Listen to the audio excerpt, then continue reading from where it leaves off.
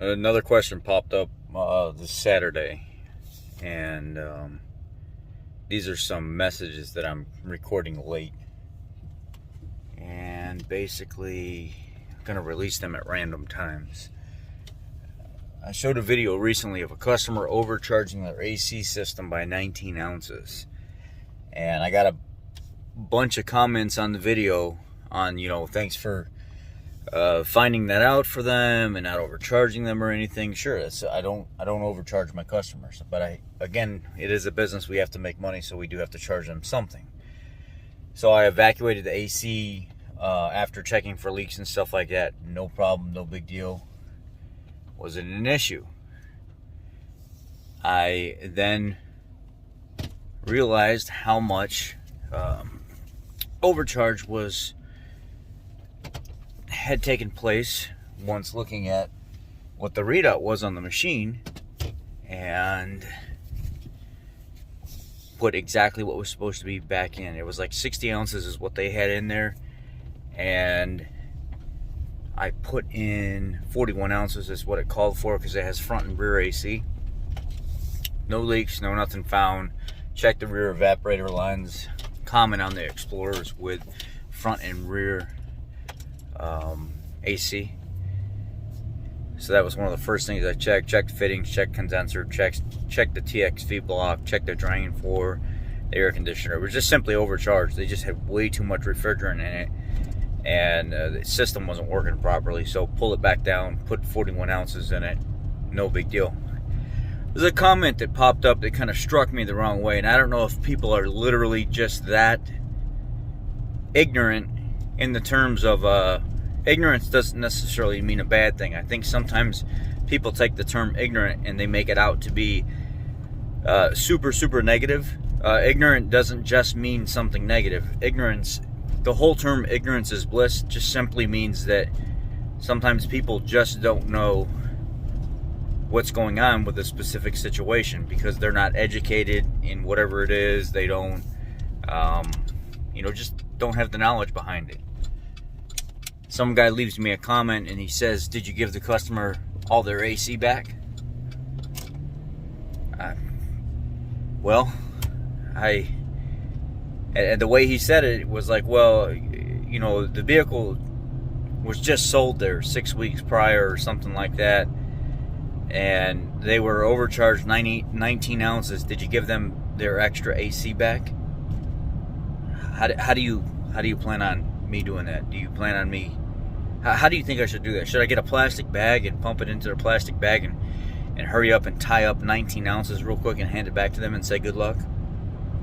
Or do you have some kind of special magical fitting that goes in between my AC machine and then like maybe a quick connect for an R134 can, or maybe it's an AC, maybe the customer has an AC machine that they can pull into a vacuum, and then I can vacuum fill that AC machine and pressurize my AC machine and give them their 19 ounces back. I mean, seriously, do people really not, after trying to insult somebody and put blame on the dealership saying, well, you sold the vehicle 6 weeks prior and the customer is already having a problem, why don't you just give them their AC back, the extra AC? It's theft, stealing the AC.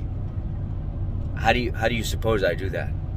How do you suppose I give them that extra 19 ounces? There's no way for me to refurbish that to them or to refund that to them. It's kind of an ignorance is bliss comment right off the bat. I just, some of the comments I get from people sometimes that claim to know what they're talking about or claim to know vehicles, just immediately I know whether or not they're full of crap, almost immediately. And it's comments like this where somebody's wanting to correct and lay blame and stuff like that and just say super ignorant things. This ignorance is really bliss.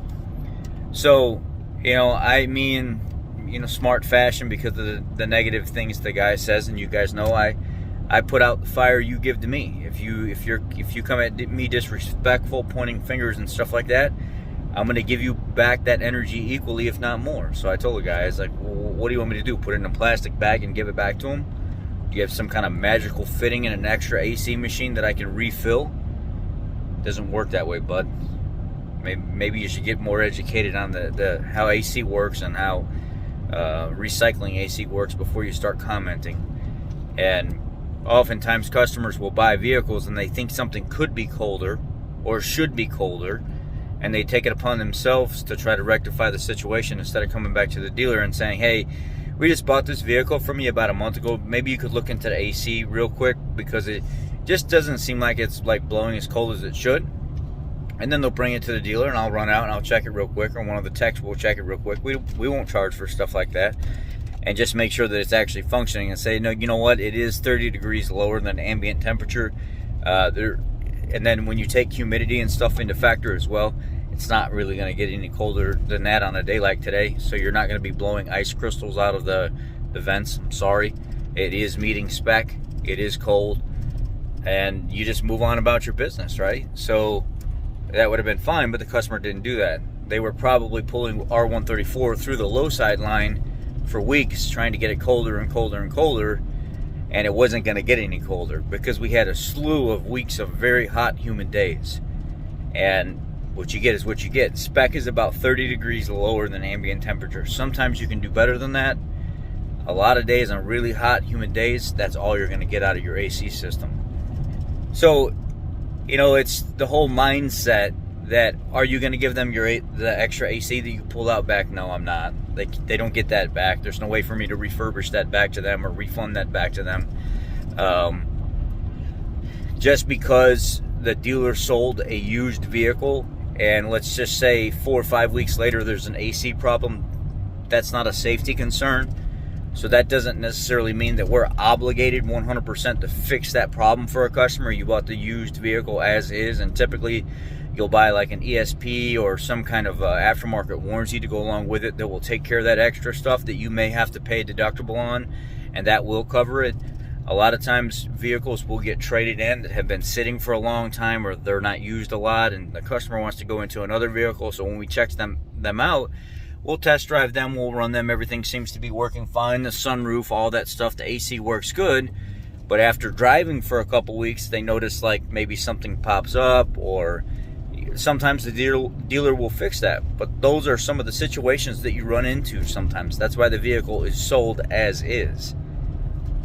You know, we do the best that we can to inspect them, but if something doesn't show its face at the time of inspection and you buy the vehicle, that doesn't mean we screwed you or we scammed you. It's just something that wasn't active at that time. You know how many vehicles I've had where they've had sunroofs in them? I'll pull them in, open them, close them, open them, close them. Everything's working fine. 3 or 4 weeks later, the customer comes back and says, hey, what's going on with this sunroof? Sometimes it starts jamming up and acting up. I don't know. It worked fine when it was here. It went through the inspection. It was fine when it was here. We can't take an hour inspection and turn it into a 5-hour inspection just to appease somebody. That's not how it works. You don't make money that way, and the business can't operate that way. So everything that you think of that makes you angry as the customer or the consumer doesn't always apply to reality. It's just at the time that's how you feel. That doesn't mean that you're going to get service based on how you feel. That's why you let the professionals take care of the job, whether it be an independent shop or going back to the dealership, and always keeping those lines of communication open with the dealer where you bought it. You being kind and expressing how you feel and how a vehicle is functioning can get you a lot further than trying to take care of things yourself, doing more damage, and then getting upset because you were sold a vehicle that weeks later ended up with a problem, yet you bought it used as is. It should be